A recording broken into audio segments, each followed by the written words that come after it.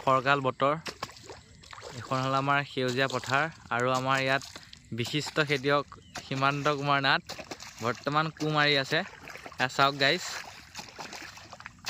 আপোনালোকে ভাবিছে চাগে যে পথাৰত কিয় কু মাৰি আছে, একো ৰিজন নোহোৱাকৈ। কাৰণটো হ'ল এইখিনি হ'ল আমাৰ মাটি আৰু এইখিনিতে আমি কঠীয়া পেলাই আছিলোঁ, যাৰ কাৰণে মানে এই ওচৰৰ মানুহখিনিয়ে এই মানুহ ঘৰ মালিকে মাটি ৰুই দিলে আৰু এইখিনি মানুহেও মাটি ৰুই দিলে, যাৰ ফলত মানে ট্ৰেক্টৰ আহিব নোৱাৰা হ'ল আৰু গৰু পাবলৈ নাই। বৰ্তমান সমাজত যান্ত্ৰিকতাৰ সময়ত আপোনালোকেতো জানেই যে গৰু নায়েই আজিকালি, মানুহৰ ঘৰত ট্ৰেক্টৰহে আছে। গতিকে আমাৰ ইয়াত ট্ৰেক্টৰেই হাল বায় বেছিকৈ। গতিকে এয়া মানে মাটি চহাই আছে, উপায় নাই, কৈয়ে মাটি চহাব লাগিব।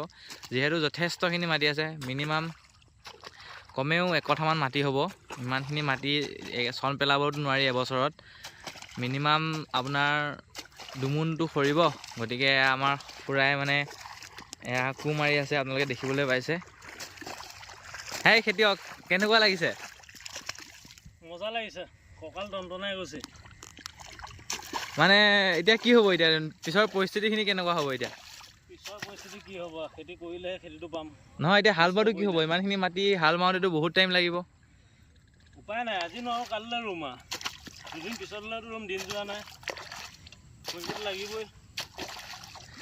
কেতিয়ালৈকে ৰুব পাৰে এনেই? 4 দিনমান লাগিব এইখিনি ৰোৱালৈ। লাগিব ন? কঠীয়া তোলা হয়তো আছে? কঠীয়া তোলা নাই, তুলিব লাগিব। আচ্ছা, এতিয়া এইখিনি চহাওঁতে কিমান দিনমান লাগিব বাৰু? সেইটো এতিয়া ক'ব নোৱাৰিম, চহাই লওঁ তাৰপিছতহে ক'ব পাৰিম। তো গাইজ, আপোনালোকে দেখিছে, এয়া হ'ল খেতিয়কৰ এটা জীৱন। কপালৰ ঘাম মাটিত পেলাই দিন ৰাত কষ্ট কৰাৰ পাছতো আমাৰ খেতিয়কসকলে যিটো পাব লাগে পাৰিশ্ৰমিক